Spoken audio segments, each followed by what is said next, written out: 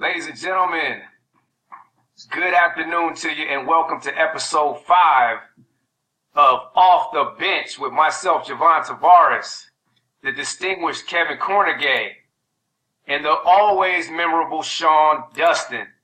How you fellas doing today? Blessed. Blessed, All right. man. We're getting ready for this Mother's Day tomorrow, man. So it's always good, man. Yes, sir. Yes, sir. Big shout out to all the mothers out there. Happy early Mother's Day to you. We definitely wouldn't be who we are without your contributions, without all your hard work, and we want to recognize that really every day. But I guess tomorrow's the day that we has been designated for you, so we'll adhere to that. And again, happy early Mother's Day. Also, as well, Happy Mother's Day. I want to give a big rest in peace to my uncle Joseph Shepard. He passed away earlier in the week. 79 years old, was very influential on my life. Uncle Joe Shepard, great individual. I lived with him for a bunch of time, and he definitely will be missed. So, love you, Unc, and rest in power, my man. Fellas, there's been some stuff going on in this sports world, man.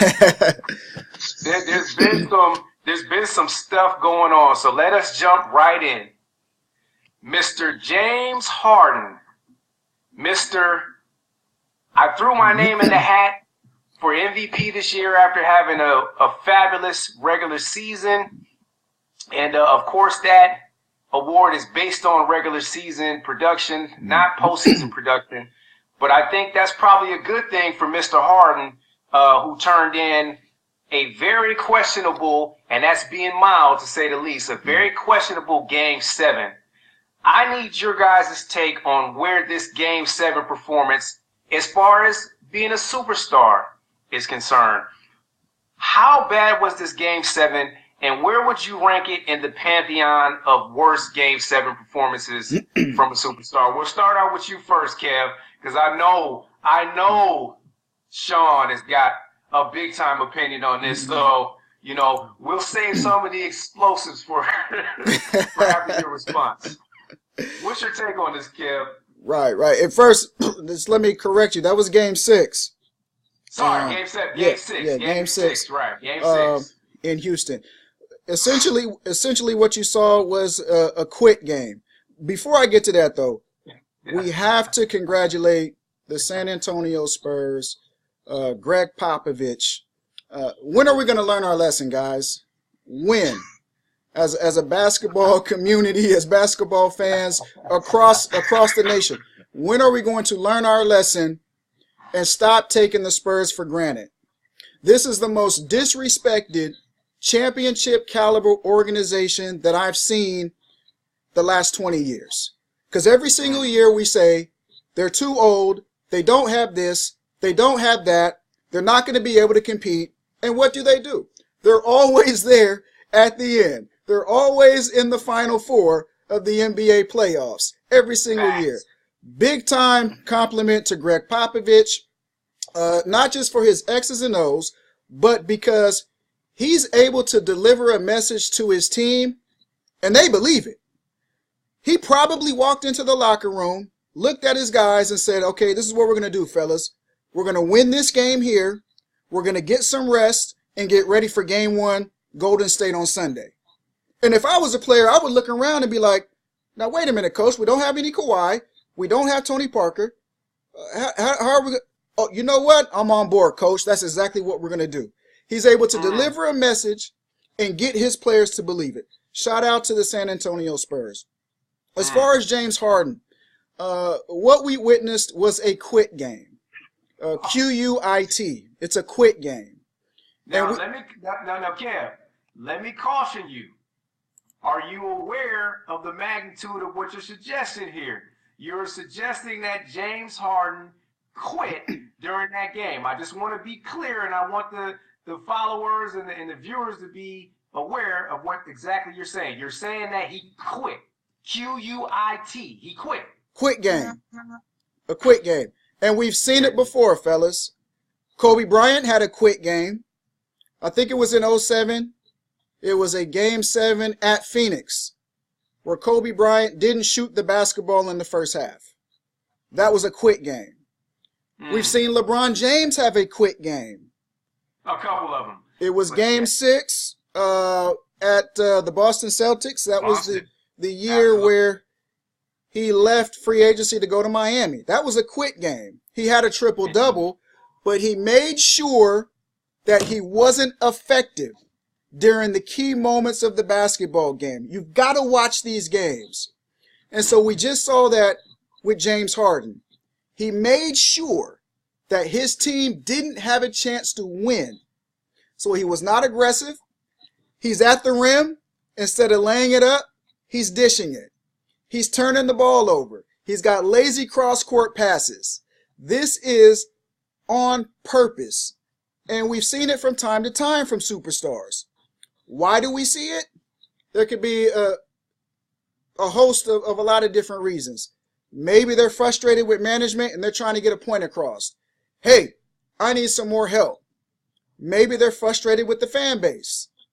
Maybe it's just the fact that they don't believe that they can win the series, so they're ready to book their vacations. What happened with James Harden was this. In Game 5, he sold out. He tried to get that game. And when they were not able to win that overtime game with Kawhi Leonard on the sidelines, James Harden knew. He says, I don't want to come back to San Antonio. I'm done. We blew our chance to be able to win the series. I'm going to pack my bags and book my vacation because if I get on the plane, it's not going to be to go back to San Antonio. And that's what we had. It was just a quit game. It was all James Harden's fault because he purposely made sure his team didn't have a chance to win. And I'll tell you something else with James Harden. He has MVP caliber skills and abilities physically. We all get that. But he doesn't have an MVP caliber mentality or heart. You know that because I can remember Kobe Bryant losing to the Spurs and he's sitting on the sidelines bawling his eyes out. And then hearing an interview where he said, I couldn't come out of my room for a week when the Spurs beat us. That's how devastated he was. I can remember Jordan talking about the devastation not being able to get past the Pistons. That was so bad. Jordan built a gym inside of his house, a weight system and a full court gym so he could stay home and train and prepare for the Detroit Pistons. James Harden the other night, he went to the strip club after they got eliminated. And he had a lot of fun. So he doesn't have that mentality as an MVP mentally or a champion. And if you're the Houston Rockets, if you're Houston Rockets management, you got to figure out what you're going to do. You can't build around this guy because he doesn't care enough. Hey, and one more thing. All of you analytics geeks out there, yes, I'm talking to you, Houston, upper management. You guys are behind your computers. You're crunching up all these types of numbers. You got your calculators in front of you. You're saying, hey, if we shoot 45 to 53s a game, we're going to make at least 15, 20, and we're going to be able to win. You don't win championships that way. You win championships by getting paint touches, whether that's in the post, whether that's going to the basket. That's how you win championships. You don't win championships behind the three-point line. That's not how Golden State won their championship. That's not how they won 73 games. They get multiple paint touches on almost every single possession. That's how you win championships. You're not going to be able to change the essence of the game, which is to get the ball inside the paint first, and then everything else comes second. Kev, I think if we use the term fired up, it might be understated. That was a very impassioned plea. Sean, you now have authorization to press the button. What is your take on the James Harden fiasco? Now, here's my thing. I'm normally a good news first, then bad news second guy. So let me start here. Hats off to the San Antonio Spurs. I don't think it could be said better than the way that Kev laid it out. I told myself maybe 3-4 years ago, there's 2 franchises I'll never count out. And it was the Spurs and the Patriots. That I don't care whatever losses they incur, whatever turnover in their personnel, as long as they have Belichick, they always have a chance. And guess what? I'm still guilty. I had Rockets in 6.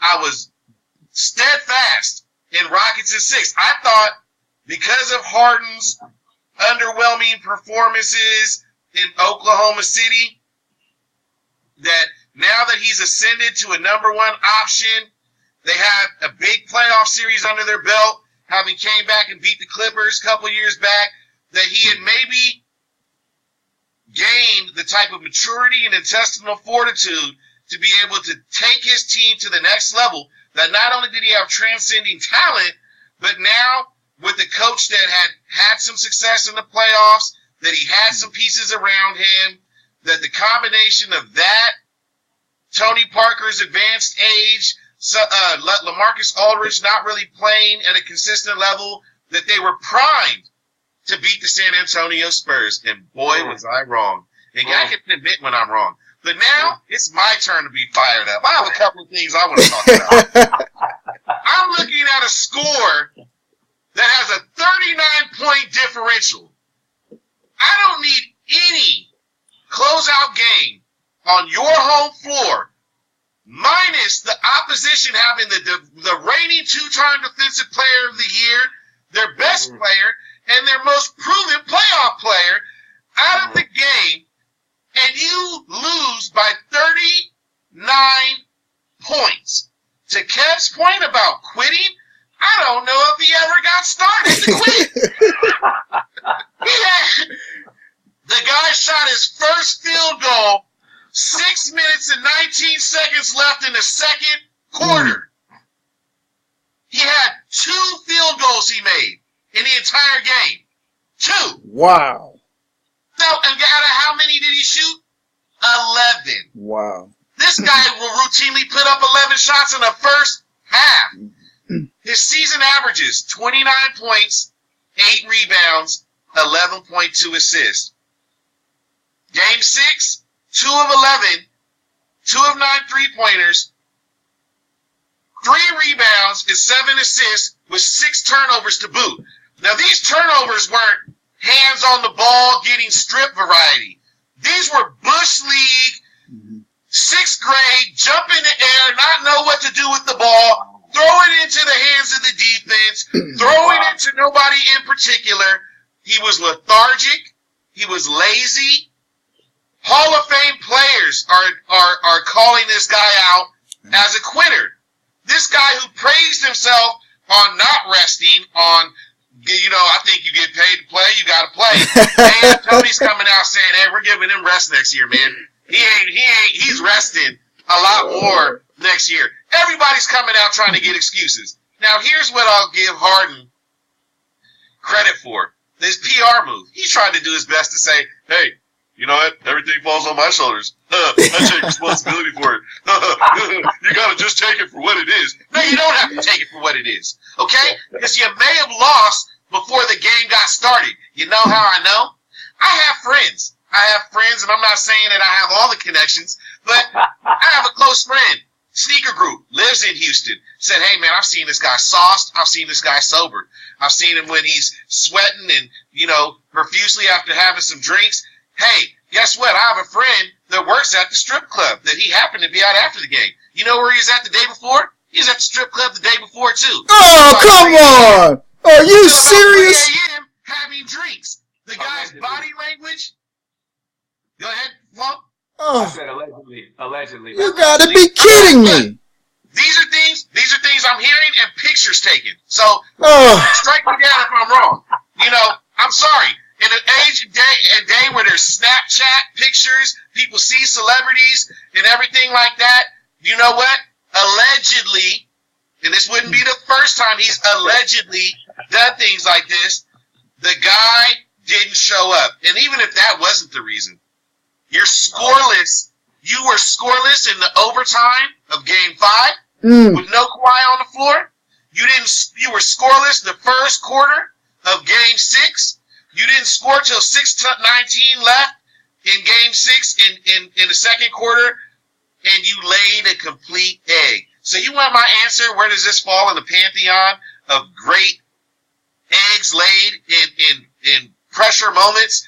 I gotta say 8 field goals for LeBron in the 2011 NBA Finals against Dallas. That's right up there with that. He had another one with the Celtics in a Game 6 where it looked like he was passive, just playing hot potato with the ball, wanted no parts of the win or loss. He just said, look, you guys win without me if that's what you're going to do. James Harden has inexcusably disappeared in huge games, and it's going to be hard to not only regain my trust, but the trust of the Houston Rockets fan base, but the trust of those that were entrusted in making MVP decisions during the regular year, people that have votes. This kind of stuff sticks in your head.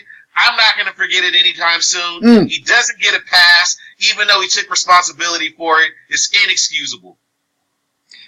Fellas, and I'll start with you first, Kev.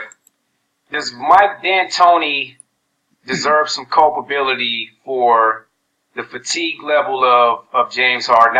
Those are the reports that are coming out of Houston, that James Harden was fatigued and couldn't push through to get his team over the hump.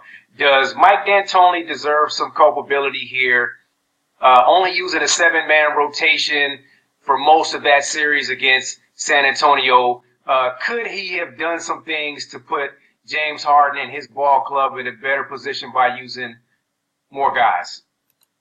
No, this is completely on James Harden, especially if those reports are true that Sean Dustin laid out for us.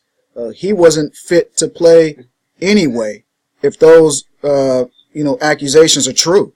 I mean, there's nothing that D'Antoni could have done.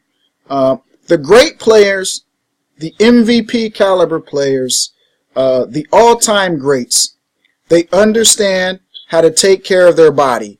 So what they're able to do is they understand, I'm going to go 45, 46 minutes tonight because it's the playoffs. I know we only had one day off, but this is what I need to do to prepare my body for the workload. That's what they do. And then Jordan, LeBron as well, so brilliant. Kobe too. They're so brilliant in game. They can rest while they're on the court. They figured out a way to take some plays off without it looking egregious, but they figured out a way to take some plays off, get that rest, get that extra breath here. Every single time somebody went to the free throw line, Kobe was on his shorts, Jordan was on his shorts, getting those extra breaths, making sure that they can go the full 48 if need be. D'Antoni has no culpability as far as the fatigue of his players. I will say this about D'Antoni, though. We know who D'Antoni is. He's a one-trick pony. He's going to run that high pick and roll. His point guard's going to come downhill. He's either going to lob it up for a dunk for his center, bounce pass to the center, kick out to his three-point shooters. He's a one-trick pony. That's what you're going to get. And they're going to play up-tempo. He made 0 adjustments, but I didn't expect him to make any adjustments. That's just not what he does. He conditions his players. He makes sure his guys can get up and down the floor. He's going to run that high pick and roll and allow his point guard to make decisions. They're going to shoot 35 to 40 to 45 three-point shots, and that's just what it's going to be. When you hire D'Antoni, you know that's the offense he's going to run. He's going to play limited defense. In fact, you can have a 2-hour practice, and D'Antoni might spend 20 minutes on the defensive end. The rest of the time, it's all about the offense. A well-oiled machine, and it's designed to win you 50 to 55 games in the regular season, but it is not designed to help you win a 7-game series against a quality opponent who's going to know exactly what you're going to do. Sean, in your opinion, does Mike D'Antoni bear some of the brunt for the Houston collapse over the past 2 games? 0. I give him 0 responsibility. Here's why. I agree with Kevin in that you know what you're getting with D'Antoni.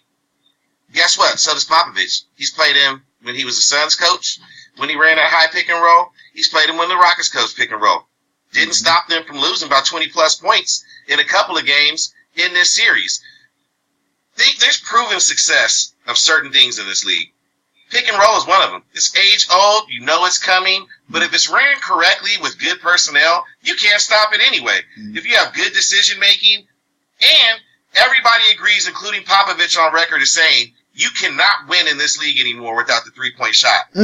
This is not the only team shooting an increased percentage of threes. Not only this league, but this is the trend of the league moving forward. You see it with San Antonio. You see it with Houston. You see it record-setting paces of three-pointers being shot and made in this league. So I'm not going to knock him for running pick and roll and shooting a higher amount of threes than we're accustomed to seeing from the generation we grew up in. Because when it goes in, it works great, and you win by 20. What I have a problem with, I don't think it had anything to do with fatigue, minutes played, because guess what? These have been the minutes played that he's played all year, and you have an increased amount of rest provided the playoff schedule. This had to do with mental fatigue. This had to do with fatigue of the heart. This had to do with the intangibles. This had to do with poor decision-making. This had to do coming to the game ill-prepared from a mental and from an internal standpoint. You were not prepared to put the team on your shoulder. You were not prepared to take big shots. You weren't prepared to take shots. You weren't prepared to pass the ball. You weren't prepared to read defenses. Things that you had prided yourself, received praise for, willingly and gloated about and stuck your chest out about all year. You shrunk in the biggest moment. You did not have it mentally, and you did not have it internally. It had nothing to do with fatigue or lack of fluids or anything like that. You didn't come mentally or internally. Fellas, I'd like to add one thing, and we've seen it time and time again across several sports. And it hasn't been any truer than what it's been in this postseason for the NBA. Offense sells tickets and defense wins championships.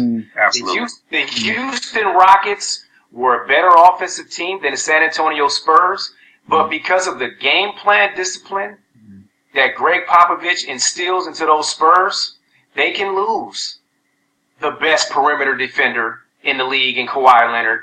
They can lose a veteran like Tony Parker and still find a way to win against all odds. So, you know, we get enticed and we get enamored by the great offense, but when it's winning time, when it's playoff time, defense will win out. And that's why the Cleveland Cavaliers and the Golden State Warriors are the best two teams in the NBA. Cleveland defensively has struggled all year, but they know how to turn it on at the right time. The Golden State Warriors are in the top 2, 3 in almost every defensive statistical category. Defense wins championships. Moving on, fellas. We got. Can I say one thing? Yes, sir. Say one thing. Yes, sir. I've been hard on this guy. I want to give props to LaMarcus Aldridge for having a great Game 6. Absolutely. Efficient. He didn't settle for fadeaways. He put his shoulder in the chest of the defender. Finished with left or right hand. He was aggressive all night. Had an efficient game. Congratulations, LaMarcus Aldridge. Hey, and to your point, a lot easier to get those buckets when you got a 6'5" James Harden guarding you in the post. Why? So that points out another flaw in James Harden's game. They have you down in the post guarding Pau Gasol and LaMarcus Aldridge, and that's supposed to be a winning formula. Right. Anyways, fellas, segueing into a great series that we have going with the